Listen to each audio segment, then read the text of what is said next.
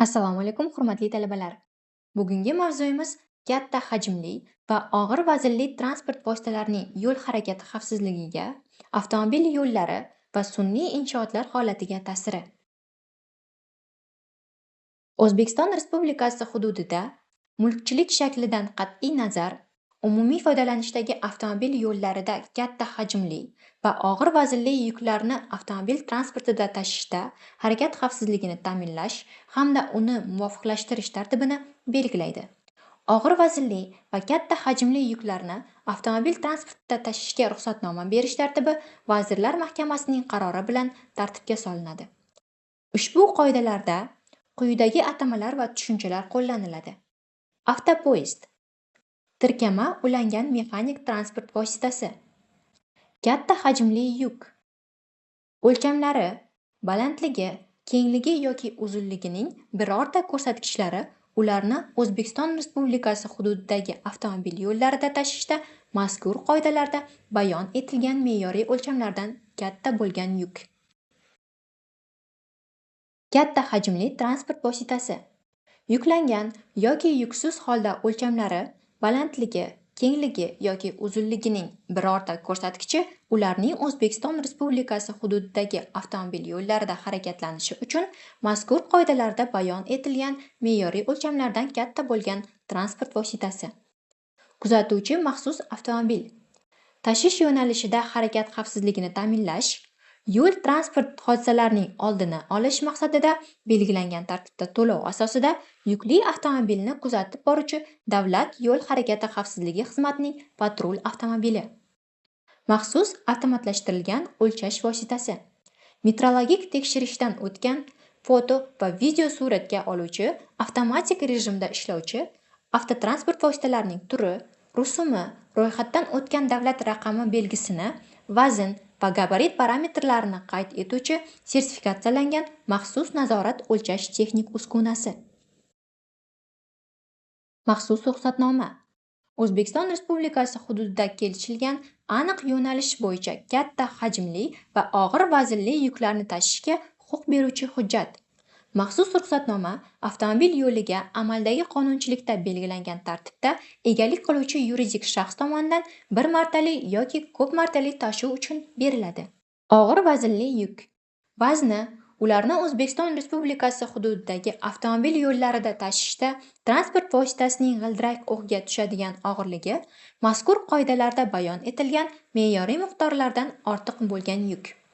Tashishga ruxsat beruvchi tashkilot katta hajmli va og'ir vaznli yuklar bilan avtotransport vositasida umumiy foydalanishdagi avtomobil yo'llarida harakatlanishga ruxsat beruvchi va harakatlanish yo'nalishini belgilovchi yo'llarga egalik qiluvchi yuridik shaxs.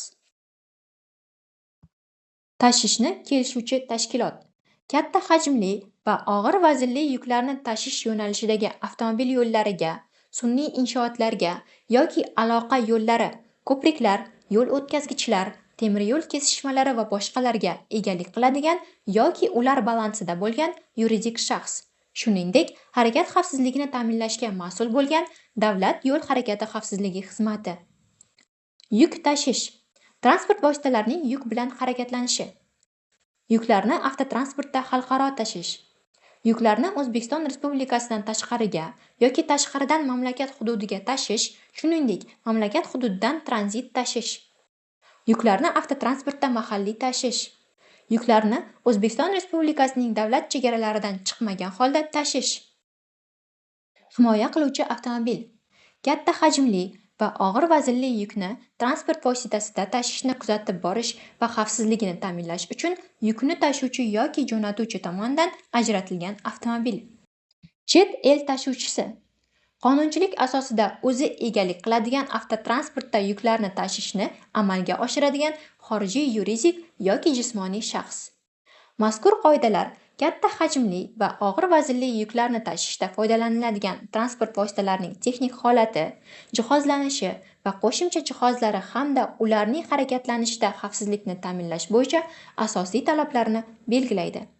Mazkur qoidalar hajmlari va og'irlik xususiyatlari bo'yicha amaldagi davlat standartlarida ko'rsatilgan me'yorlardan yuqori bo'lgan va yo'l harakati qoidalarida belgilangan o'lchamlardan katta bo'lgan transport vositalarida yuk tashishni tartibga soladi.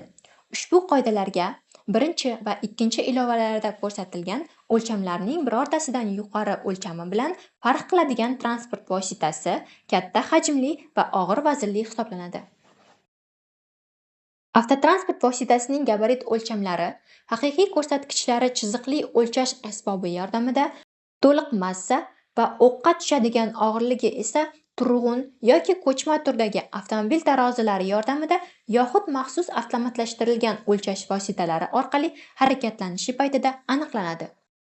Chiziqli o'lchash asbobi, shu jumladan maxsus avtomatlashtirilgan o'lchash vositalari va avtomobil tarozilari soz holatda bo'lishi va sertifikatlarga va metrologik tekshirish o'tkazilganligi to'g'risidagi davlat tamg'asiga ega bo'lishi kerak.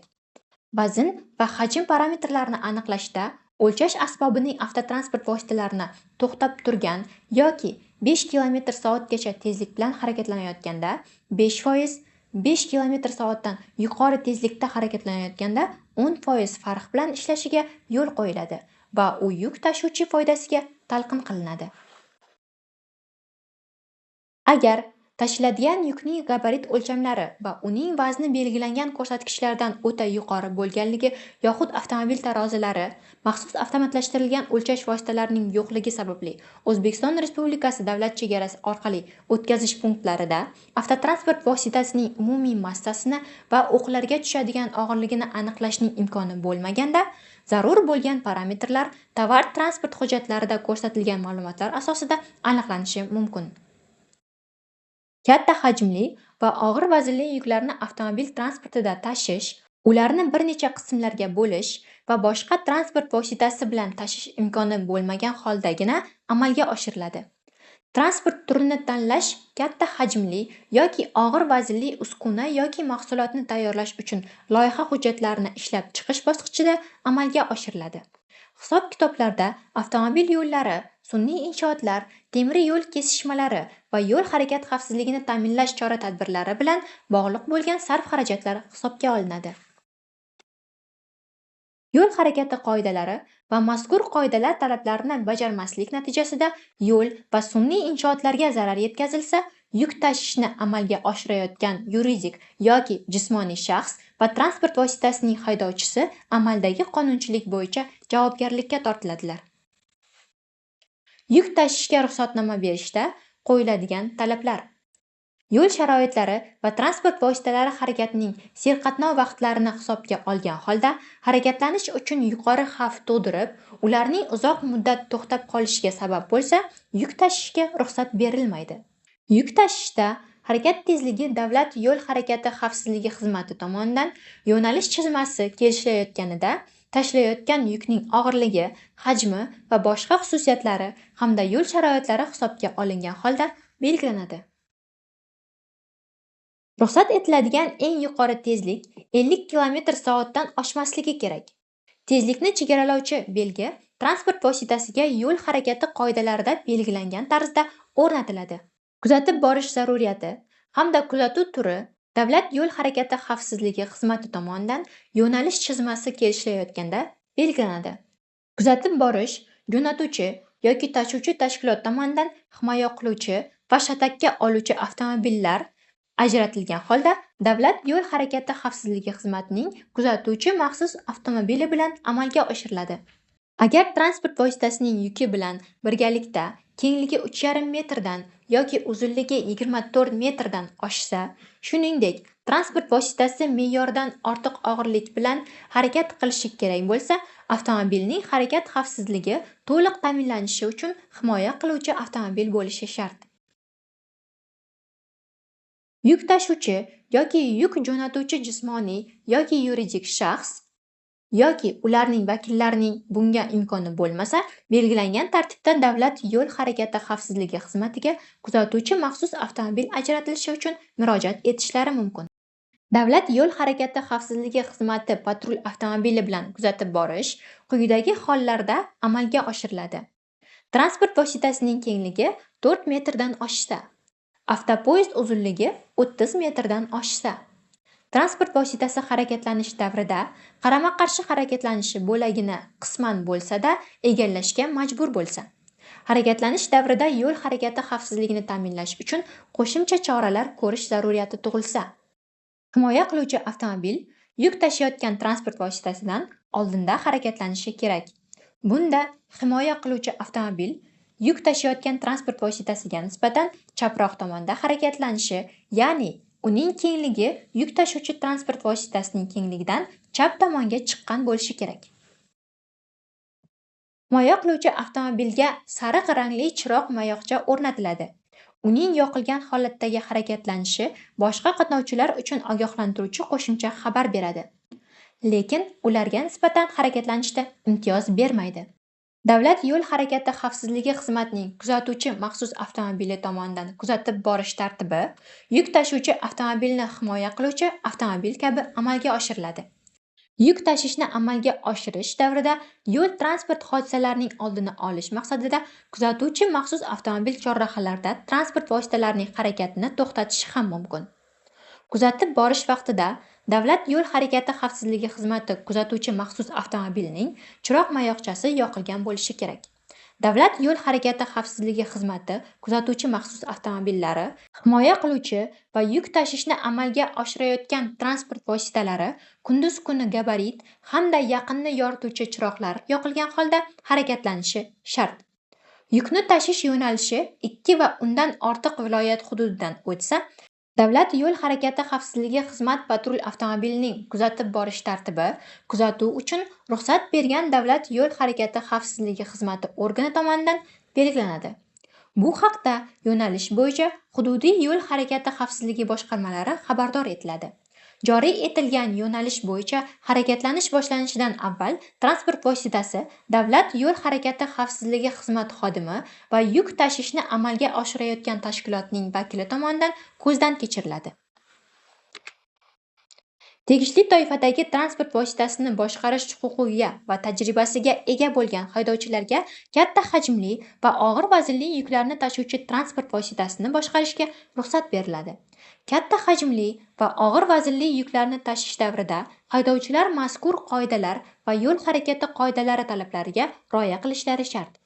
Harakatlanish jarayonida haydovchilar quyidagilarni bajarishga majbur: qarama-qarshi tomondan kelayotgan transport vositalariga xavf tug'dirmay va xalaqit bermay o'tkazib yuborish uchun barcha choralarni ko'rishga, kerak bo'lsa, to'xtab turish. Harakatlanishdagi transport vositalariga xalaqit bermaslik maqsadida va orqa tomonda harakatlanayotgan transport vositalarining quvib o'tishlariga sharoit yaratish uchun vaqti bilan qulay joylarda to'xtash. Haydovchilarga quyidagilar taqiqlanadi: 50 km/soat va undan ortiq tezlikda harakatlanayotgan transport vositalarini quvib o'tish, boshqa transport vositalarini shatakka olish, yo'l marzasi bo'ylab harakatlanish, belgilangan harakatlanish yo'nalishini o'zboshimchalik bilan o'zgartirish, yo'lning mintaqasida joylashgan maxsus to'xtash joylaridan tashqarida to'xtash. Yukni tashish paytida tasdiqlangan yo'nalishga qat'iy rioya qilinishi shart.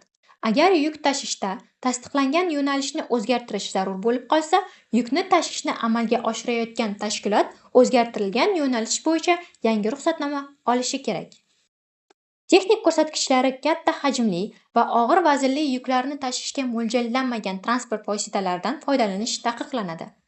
Transport vositalarida tashilayotgan katta hajmli yuklarni mustahkam tutib turish uchun mo'ljallangan barcha moslama va qurilma suriladigan qilib tayyorlangan bo'lib, katta hajmli yuk ortilmagan vaqtda transport vositasining gabarit o'lchamlari belgilangan talablarga javob beradigan holatda bo'lishi kerak. Katta hajmli va og'ir vaznli yuklarni tashishni amalga oshirayotgan transport vositasining texnik holati yo'l harakati qoidalariga, ishlab chiqaruvchi korxona hamda mazkur qoidalar talablariga javob beradigan bo'lishi kerak. Avtopoyezd harakatlanayotganda tirkamaning yon tomonlarga tebranishi tortuvchi avtomobilga nisbatan har bir tomon uchun gabarit o'lchamlaridan 3% dan oshmasligi kerak. Avtopoyezdni to'xtatish tizimi tortuvchi avtomobilning to'xtatish pedalidan ishlashi kerak va to'xtatish kuchi uning bo'linmalari bo'yicha shunday ta'minlanishi lozimki, bunda avtopoyezd to'xtash paytida yig'ilish holati ro'y bermasligi zarur. Tirkamalar bilan ishlash uchun mo'ljallangan tortuvchi avtomobilning tirkama va yarim tirkama bilan bog'lovchi uskunalari uzilganda, ularda to'xtatib qoluvchi ishchi yoki avariya moslamalari bo'lishi shart. Tortuvchi avtomobildan ajratilgan, yuklangan tirkama va yarim tirkamalar 16% qiyalikda ham mustahkam turishni ta'minlovchi moslamalar bilan jihozlanishi hamda harakatlanishda ularning barcha g'ildiraklariga ta'sir etuvchi tortuvchi avtomobil bilan bog'lovchi qismi uzilganda o'z-o'zidan to'xtatishni ta'minlovchi ishchi to'xtatish tizimi bo'lishi shart. E'tiboringiz uchun rahmat.